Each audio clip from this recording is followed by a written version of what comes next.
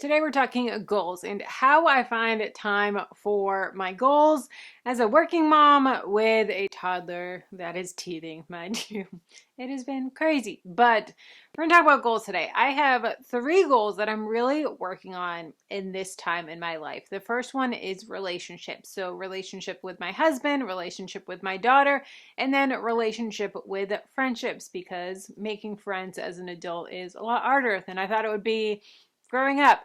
And that is number 1. Number 2 is my mental state, I guess you would call it, and that is just dealing with overwhelm of toddler tantrums and teething and having my house array because there's just toys everywhere, and overwhelm of trying to work on decluttering my house and realizing that how my house is affects my mindset and my productivity a lot more than I would give it credit. And also working on endorphins and working out and eating healthier foods and less processed foods, and just how that affects my body as a whole is number 2. And then my third goal is growing my business and being a successful content creator and working mom and creating amazing content for you guys and growing my business, because this is how I help put food on my table and feed my family and pay my mortgage. So this is a full-time job for me. It's not just a hobby anymore. So it is a full-time job, but we're gonna talk about goals. And I get asked all the time, how do you do it all with a toddler and creating content full-time and working full-time? And I have friends that will call me and be like, hey, can you chat? You're home. And I'm like, yeah, I'm home, but I'm working. So it's been an adjustment this past year or so, but we're gonna talk about it. Now, I do want to say that I have diagnosed ADHD as well. And so some of these techniques are things that I have learned in learning how to deal with my ADHD, that I've learned from my psychiatrist, and some techniques that I've picked up from other people on the internet, different things. And with this, figure out what works best for you and your brain. Whether you have ADHD or not, some of these techniques may work really well for you, or some, that's not for me. And that's fine. Figure out what works best for you. There's techniques that I've tried in the past. They didn't work, but then I try them again now. And hey, that really helps me to stay organized, or that really helps me to stay on task, or whatever it is. So we're going to give some tips, but pick and choose which one works best for you. And I think that is really important to try and figure out as best as you can of how your brain works. What helps you be more productive? When are your prime working hours? When are your prime brain hours is what I call them. I know that for me, 10 a.m. is my prime brain time. So when I'm working, I'm doing my hardest tasks, which is typically blog writing or creating content, writing emails, writing marketing stuff. That's the stuff that's hardest for me in my business. So that's the stuff that I do first thing in the morning when I start working at 10 o'clock. And I will leave things like video editing, which is a little bit easier for my brain to handle, for the evening. So that way I know that, okay, this is where I can kind of just sit back, relax, just edit this video. I don't have to be in the zone and working and super focused. And so figure out what works best for you and when your prime times are. That's tip number 1. Next is body doubling. And body doubling has been something that has helped me a lot. I do co-working sessions with my Dreamer to Profitable students, and we will get on Zoom and do a work session, microphones off, cameras on, and we are just kind of in the zone. And it's great to know that other people are working alongside with us, but it's also very helpful that when I'm working, I know that people are watching, not my screens, but they're watching me, and they can see if I'm just kind of texting or scrolling Instagram. And so the accountability is really helpful to just not get sidetracked with that. I'll also do body doubling, as in doing something of talking on the phone while I'm working out or cleaning or going for a walk. And there's times where I don't want to go for a walk. And I'm like, you know what? If I go for a walk, then I can call my aunt and catch up, or I can call my friend, or if I'm cleaning the house, I can put my earbuds in and clean while I'm talking. And that way it keeps me focused, and it doesn't feel like I'm just scrubbing away, cleaning the floors or whatever it may be, but the time goes by a lot faster because I'm talking. And that also helps to pour into my relationships that I'm trying to build as well, in friendships and just continuing that connection with people. So doing that is killing 2 birds with 1 stone. Next tip is to see what you can do to have your goals join forces. So like I said, building relationships, building friendships is really important to me, and investing in those. as well as keeping the house tidy. And I have noticed that my house is actually cleaner now than it was before kids. It's tidy, not as tidy because sometimes there's just toys everywhere for my toddler. But at the same time, like it's a little bit more deep cleaned and more that someone can come over or say, hey, I'm on my way. And like within 10 minutes, I can be good.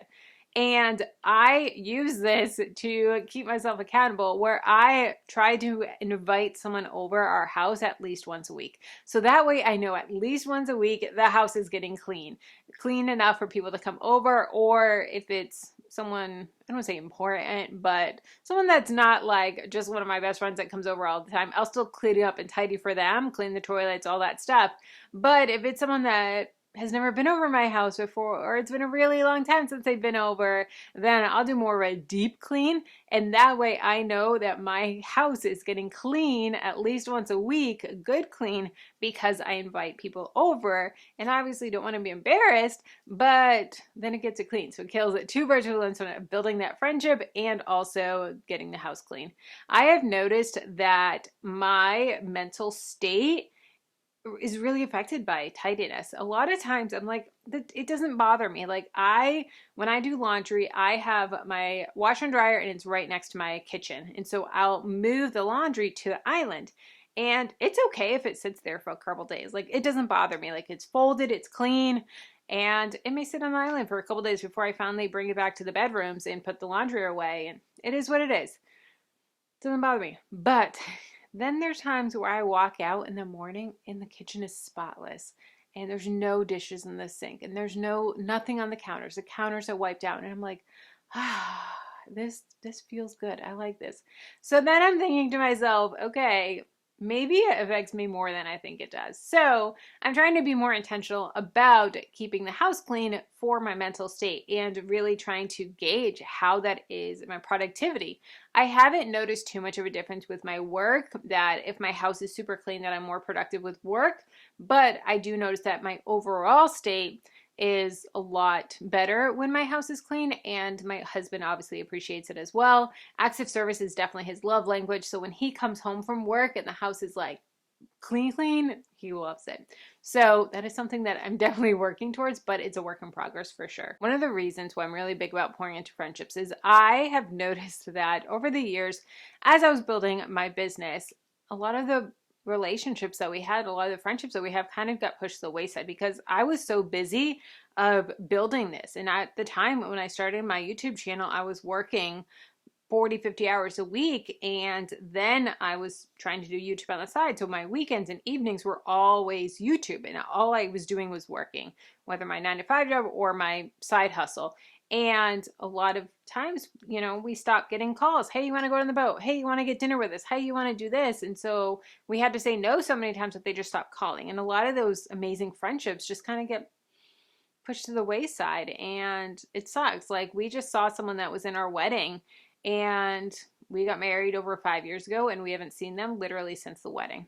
And that sucks. Like that's not, they were in the wedding party, and we haven't seen them, but life happened. And, there wasn't ever a falling out, but just we got busy. And so I'm really trying to be intentional about friendships and rebuilding those friendships. And so that's really, really important to me and important to my husband as well, of pouring into other people and then having other people pour into us as well. And we want that for our daughter. Peyton is getting to the point where she's getting shy.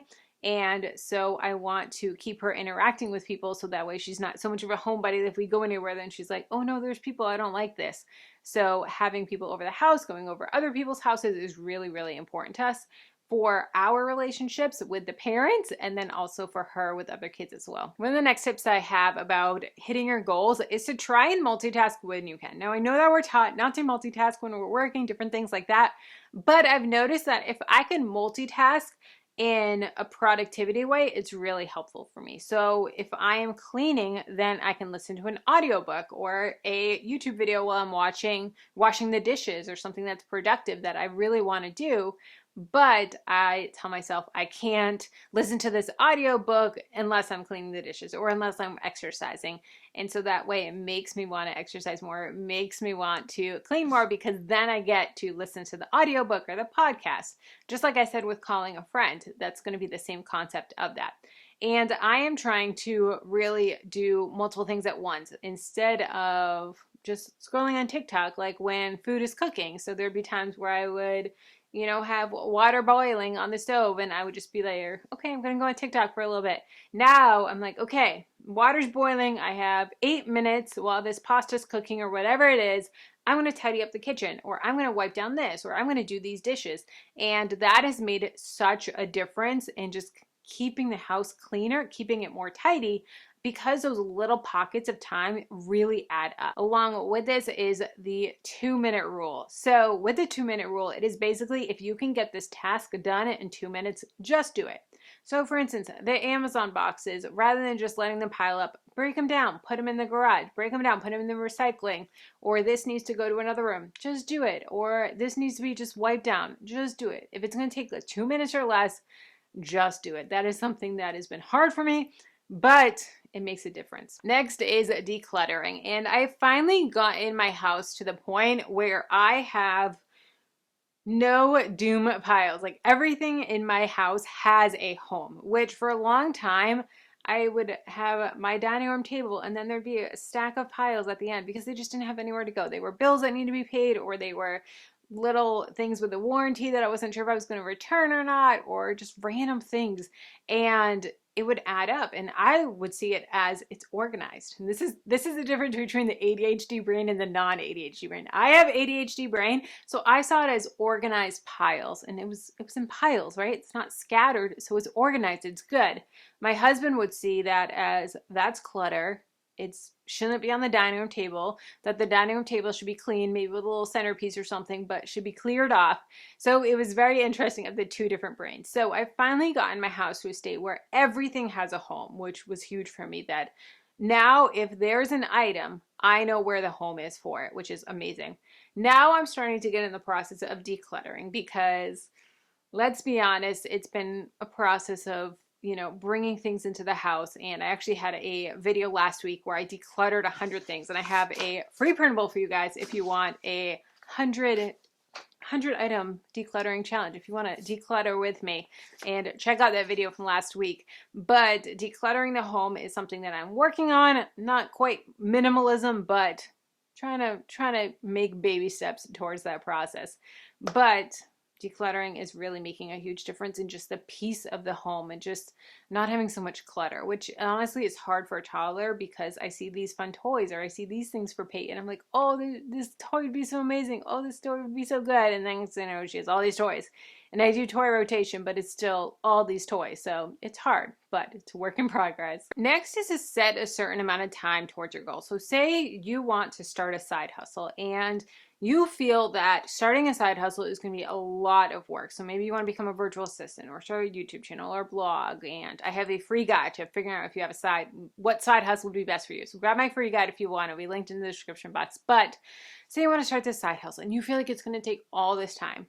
Set a block of time and say, hey, you know what? I'm going to spend 30 minutes a day on this side hustle. I can carve out 30 minutes a day, maybe in the morning before work, or maybe in the evening, or half of my lunch break, like an hour lunch break. I'm going to do half for eating, half for a side hustle, 30 minutes a day. And that is a way that you can really make huge progress towards your goal. A lot of times when we're starting something, we get so excited in the beginning, and then we take months off and we're not really making progress, or we'll work a couple hours in a row. We'll gym out on a Saturday and work, but then take 3 weeks off. Then work. I would rather you stay consistent throughout and do 30 minutes a day than do like 6 hours on a weekend and then not work for a month. And then you're like, my side hustle doesn't work. Okay, that's why. If you do it 30 minutes a day, that adds up to 182.5 hours.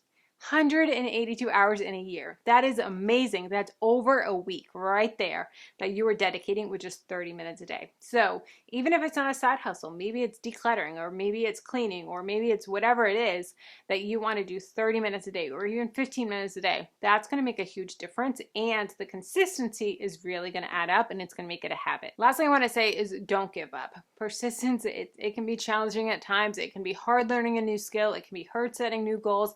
It can be hard sticking to things, but if we stay consistent and we are persistent and not giving up, we can accomplish amazing things in huge strides. So I want to know your goals. Put a goal down below in the comments and let's keep the conversation going. If you want to see my 100 decluttering items that I just did last week, whew, it was a doozy. Check out this video here. And if you want side hustles that you can do from home, side hustles that all you need is an internet connection and a comfy couch and a laptop, check out this video here.